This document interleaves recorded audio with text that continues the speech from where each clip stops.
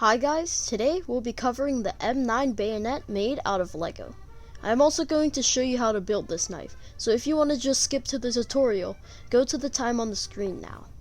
The M9 bayonet is a multi-purpose knife that was adopted and used by the US military in 1986, and it even has the ability to be mounted to any AR-style rifle with the proper mounting piece for use as a bayonet.